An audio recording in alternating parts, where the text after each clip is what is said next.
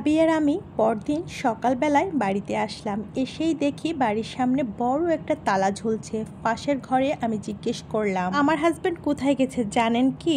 ভাবি বলল, দুদিন হলো তাকে দেখতে পারছি না, দুদিন থেকেই ঘরটার তালাবন্দি। আমরা সেখানে আর সময় ব্যয় না করে সোজা চলে গেলাম অফিসে যাওয়ার পর জানতে পেলাম সে নাকি চাকরি থেকে রিজাইন দিয়েছে 2 দিন হলো। কথা শোনার পর আমার মাথাটা এমনভাবে চক্কর দিচ্ছে। একে তো আমি প্রেগনেন্ট, তারপরও এত চিন্তা, সবকিছু মিলিয়ে আমি নিজেকে আর সামলিয়ে রাখতে পারছিলাম না। তখন ভাবিকে বললাম, ভাবি আমি কি করব, আমার যে আর যাওয়ার জায়গা নাই, আমি কি করব এই মুহূর্তে? আমার তো আর পৃথিবীতে বেঁচে থাকতে ইচ্ছা করছে না। সত্যি মা বাবা থেকেও পৃথিবীতে আমি অসহায়, কারণ আমি আমার হাজবেন্ডকে ভালোবেসে বিয়ে করেছিলাম, তার কথা মতো তার হাত ধরে একাই বাড়ি থেকে বের হয়ে এসেছি। এখন আমার পরিবার আমার দিক থেকে মুখ ফিরিয়ে নিয়েছে, কোনোভাবেই আমাকে মেনে নিবে না তারা। আমার পেটে 4 মাসের বাচ্চা, এই বাচ্চা নিয়ে আমি কোথায় যাব? ওকে কি খেতে দিব? আমি কি খাবো? আমার অন্ধকার হয়ে আসছিল চারপাশটা। কে বললাম, ভাবি এ জীবন আমি আর রাখতে চাই না, আমার যে আর রাস্তা খোলা নাই, সব রাস্তা বন্ধ হয়ে গেল। তো ভালোবেসে মা বাপকে পর্যন্ত ত্যাগ করে যার হাত ধরলাম, সেই কিনা আমার হাতটা ছেড়ে দিল মাঝপথে। আমি এখন কি করব? বলল, আমি তো আছি, আমার যদি একটা বোন থাকতো আমি কি এভাবে মাঝপথে ফেলে দিতে পারতাম?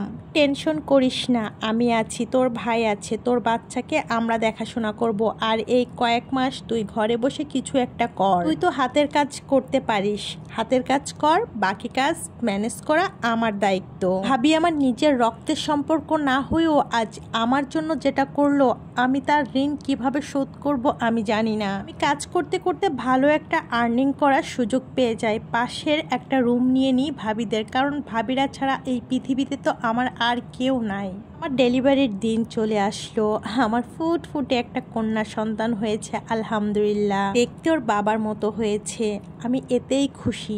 আমার ভালোবাসার চিহ্ন সে না হয় আমাকে ফেলে দিয়েছে, কিন্তু আমি তো তাকে ভালোবাসি। যাই হোক, ভাবিদের পাশে আছি, এভাবেই মা মেয়ের দিন কাটতে লাগলো। খুব ভালোভাবেই দিন কাটছিল। হঠাৎ একদিন আমার হাজবেন্ড আমার খোঁজে ভাবিদের বাসায় চলে আসে, আর এসে আমাকে জানায় তার গার্লফ্রেন্ড আমার বান্ধবী তাকে রেখে তার টাকা পয়সা সবকিছু নিয়ে কোথায় যেন চলে গেছে, তাকে আর খুঁজে পাচ্ছে না। সে বারবার আমার কাছে রিকোয়েস্ট করছিল, তার অনেক বড় ভুল হয়ে গেছে, ভুলের শাস্তি সে পেয়েছে, আর আমাকে আর আমার সন্তানকে নিয়ে সে সত্যি আর কোনো প্রতারণা করবে না, সংসার করবে।